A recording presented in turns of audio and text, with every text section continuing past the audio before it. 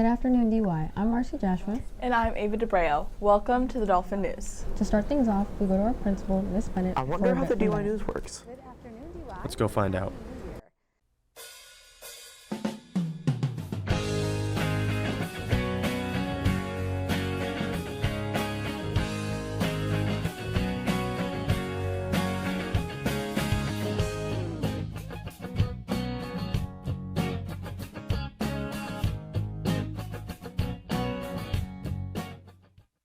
Welcome to the DY News studio. When you're watching the hosts on screen, it looks simple. They're just reading the news. But behind these doors, everything is carefully planned, timed, and coordinated. Right here, this is where the magic happens after lunch on Friday afternoons. Every light has a purpose, every camera angle is chosen, and every microphone is tested. It all starts here before a single word is spoken on air. My name is Reed Winham. I teach at Dennis-Yarmouth Regional High School, and I produce the Dolphin News.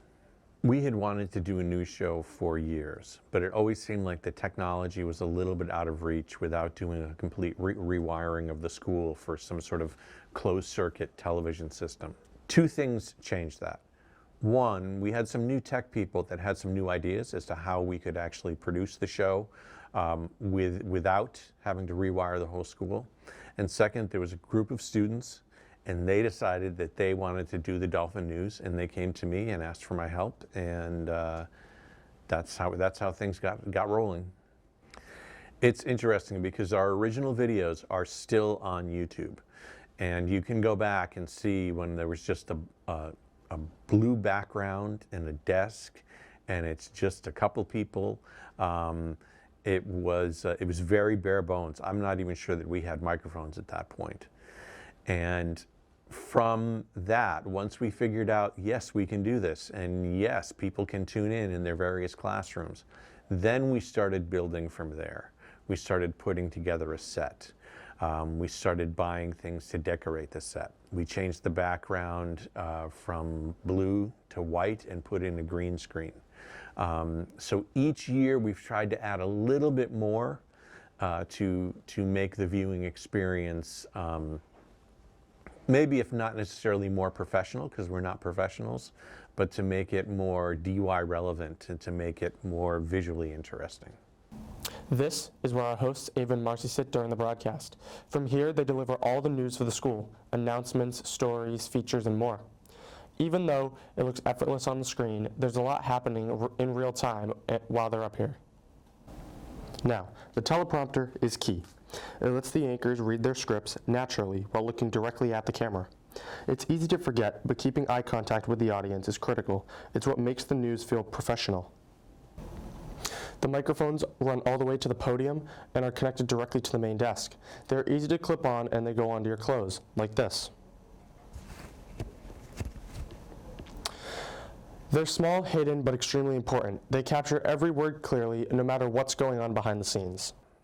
As far as the news stories go, we have our moment of culture, where we just look at what is going on in the world culturally and try to dig down into it and hopefully explain something that the students may not know about on their own, even if it's something as simple as Halloween. Where did Halloween come from? How did it start? We have our sports, which is pretty simple. It's just what are the sports games that are going on, and if there's, if we're in the playoffs, we cover that a little bit more in depth. And then we have our general news stories. And what I ask the students to do in those cases are just look at your school, because the things that are going on in the school don't happen by accident. People invest a lot of time and energy into doing the gingerbread house competition, or running poetry out loud, or any number of the events that go on in the school. And I try to get the students to really be aware of what's going on in your environment that would be of interest to other people that we can bring forth. So that's what I try to get them to look for, and to try to really, really look around their school and look past, don't take it at face value. Look and see what are the stories that are out there. Green screens are one of the coolest parts of the studio. They allow us to film segments and then replace the background with graphics, weather reports, sports highlights, or special features. With OBS Studio and our DVD player, we can switch the background in real time. This means the anchors can be anywhere in the school without leaving the studio, like this.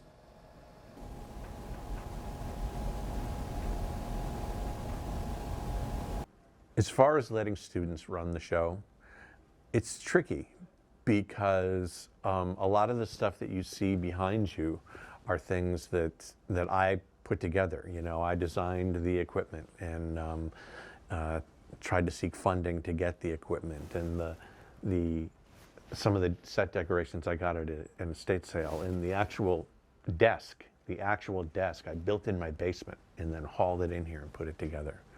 So it's very easy as an adult to look at the thing and say, well, I know how to run it, so I've got to really micromanage every single thing and make sure that the students know it, because they don't know all the perks and quirks of this whole thing. And it really wasn't until last year that I noticed that shows were going on and I was able to relax. I realized that I needed to do nothing, and that the only thing that I could do by doing anything was screw something up. And that it always worked better. The show ran smoother when it was the students on the equipment and I would just stand in the back and shut up and only do anything if there was a problem. So last year I started actually telling my broadcast technology students, like, guys, I think I'm relaxing for the first time. You are all great. You kind of know the system, you know it in and out, and it feels good for me to be able to do that, to be able to just back off, Mr. Wynnum, and let the guys do their thing. And that's the new thing. I think our set is pretty much, everything is set the way we want it to be, I believe. And now it's just time for Mr. Wynnum to step as far back as he can and let the students do the work. Every microphone is tested before we go live, which ensures that every word can be heard. Testing is key. No live show can succeed if the audio isn't perfect. Microphones are just as important as cameras and lighting. During a live show, only the mics we need are active. If an anchor is about to speak, we flip theirs on and others off, like this.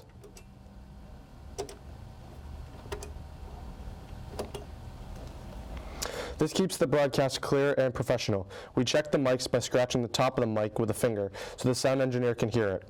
If they can hear it, they give a thumbs up to the anchors at the podium. Mic check.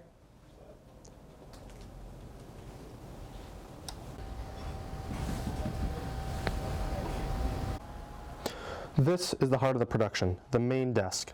All the video, audio, graphics, and camera feeds come together here. From this desk, we make the show happen live. The switcher is like the brain of the broadcast. It chooses which camera to show, when to cut, what graphic to display, and when to switch to the green screen. Every transition happens here in real time during the live show.